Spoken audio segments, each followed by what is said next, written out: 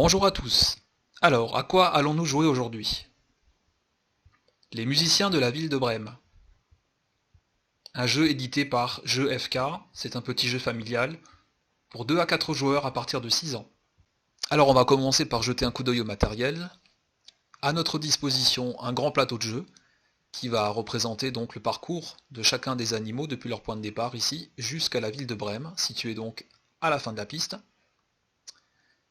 en suivant évidemment le trajet indiqué. Pour ceci, on a besoin d'un ensemble de 68 cartes à notre disposition, et donc de 5 jetons, un jeton marron représentant les brigands, et les 4 jetons animaux, qui sont les 4 animaux du conte de Grimm, donc le chien, le chat, le coq et l'âne.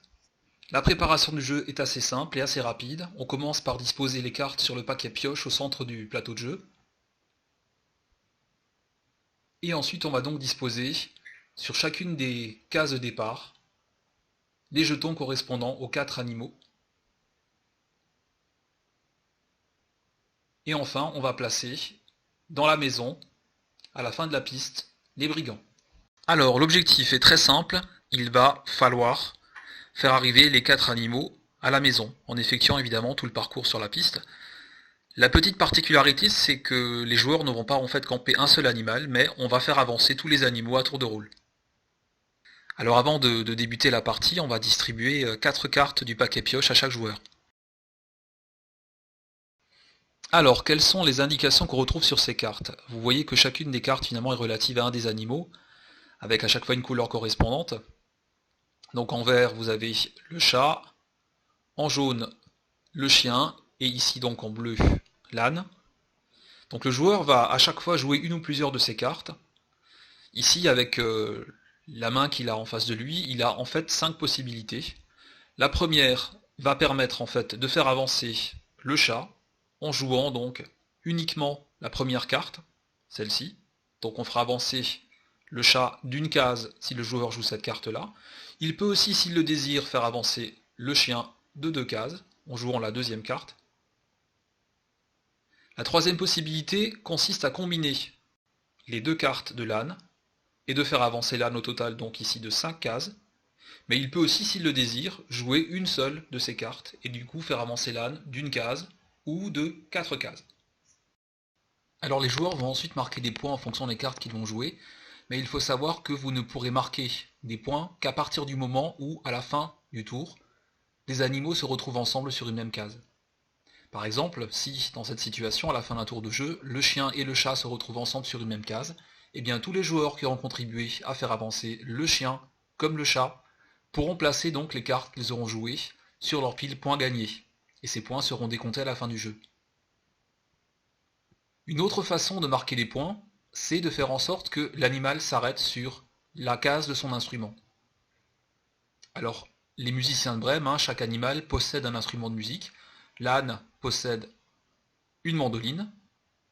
Donc si à la fin du tour de jeu, l'âne se retrouve sur la case mandoline, et bien tous les joueurs qui auront contribué à le faire avancer marqueront donc les points des cartes qu'ils auront jouées.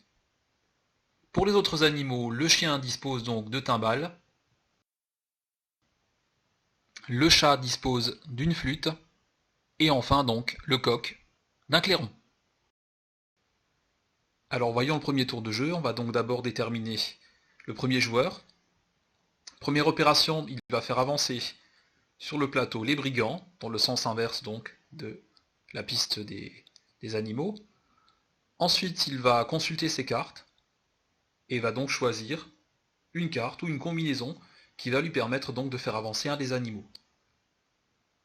Alors là, par exemple, avec cette carte-là, ces cartes-là, eh bien, je peux très bien, par exemple, choisir de faire avancer. Alors qu'est-ce qu'on va faire? Tiens, l'âne, d'un total donc de 5 cases. Alors ce qui différencie le premier joueur des suivants, c'est que le premier joueur doit jouer donc ses cartes face visible, mais pendant ce temps, les autres joueurs vont placer sur le bord du plateau les cartes qu'ils ont décidé donc de jouer pour ce tour, et cette fois-ci évidemment donc face cachée. Par la suite évidemment, on va faire avancer les animaux les uns après les autres, en commençant d'abord par le premier joueur, et on va ensuite au fur et à mesure donc révéler les autres paquets, et là de la même manière donc faire avancer les animaux à chaque fois du nombre total de points qui apparaîtra sur les cartes.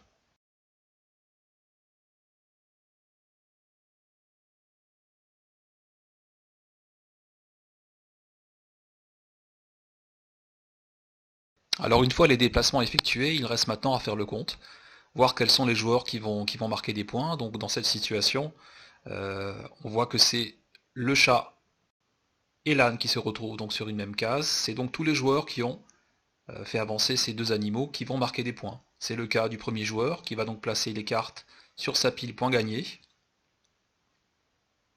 On fait de même pour le deuxième joueur. Pareil pour le troisième qui a joué les cartes chat. Et le dernier joueur, lui, évidemment ne marquera pas de points vu que le chien lui est resté tout seul sur la case. La carte part donc dans le tas de fumier. Alors les tours suivants vont se dérouler exactement de la même manière. En priorité, chaque joueur va récupérer des cartes pour compléter sa main à 4 cartes. Le premier joueur devient le joueur situé à la gauche du joueur qui était premier joueur lors du tour précédent. Et on va ensuite donc, à chaque fois, en fonction des cartes jouées, d'une part faire avancer le pion brigand d'une case, et ensuite les animaux sur le chemin qui mène à Brême. Alors petite particularité, vous allez parfois trouver dans les cartes que vous piochez des cartes brigands qui permettront de faire avancer les brigands plutôt que les animaux, selon le même principe. Par exemple ici, le joueur qui possède ces cartes pourra choisir, au lieu de faire avancer les animaux, de combiner par exemple les cartes brigands 1 et 3, de façon à faire avancer les brigands de 4 cases. Il peut aussi, s'il le désire évidemment, faire avancer l'âne d'une case ou bien le chien de 5. Alors quelle sera l'influence des brigands sur le cours du jeu? Imaginons que pour terminer un tour, le joueur avance ici l'âne de 4 cases, qui va donc se retrouver au final sur la case brigand.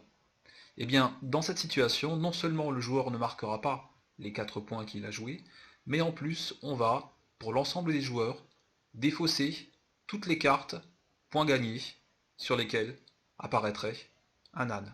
Donc ces cartes vont toutes partir sur le tas de fumier.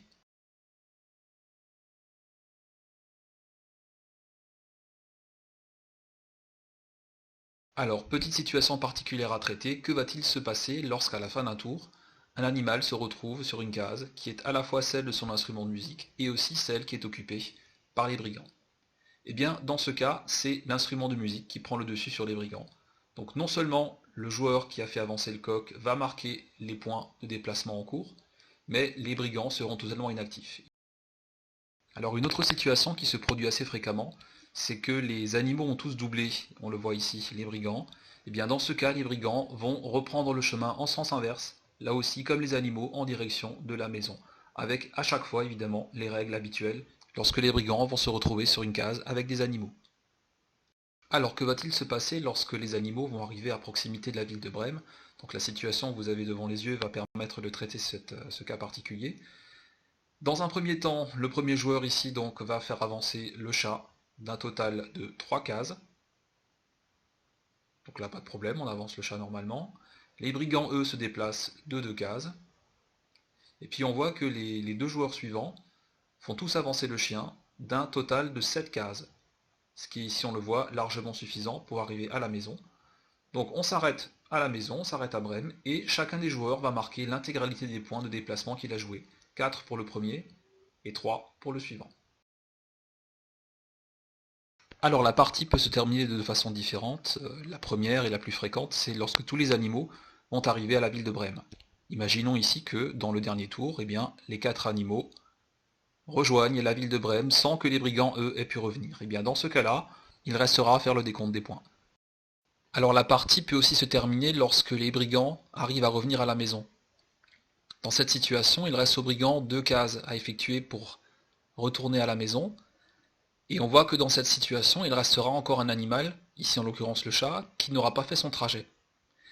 Les joueurs qui vont jouer des cartes d'animaux déjà arrivés à la maison, eh bien ces cartes vont se transformer à chaque fois en un mouvement, un déplacement d'une case pour les brigands. Ici en l'occurrence, les brigands vont arriver à la maison.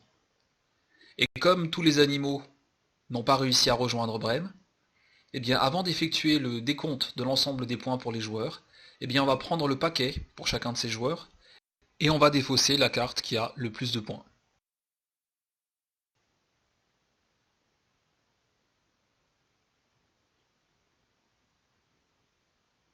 Ensuite évidemment, une fois qu'on aura fait ça, on pourra faire le décompte final. Alors évidemment sera déclaré vainqueur le joueur qui possédera le total le plus important une fois qu'on aura additionné les valeurs de toutes les cartes qui apparaîtront sur le paquet point gagné. Alors je vous ai présenté la version à 4 joueurs, il faut savoir que si vous jouez à 2 ou à 3, les règles sont exactement les mêmes. La seule petite nuance, c'est que dans ce cas-là, le premier joueur jouera ses cartes retournées. Alors voilà, c'est à peu près tout ce que vous avez à savoir pour jouer aux musiciens de la ville de Brême.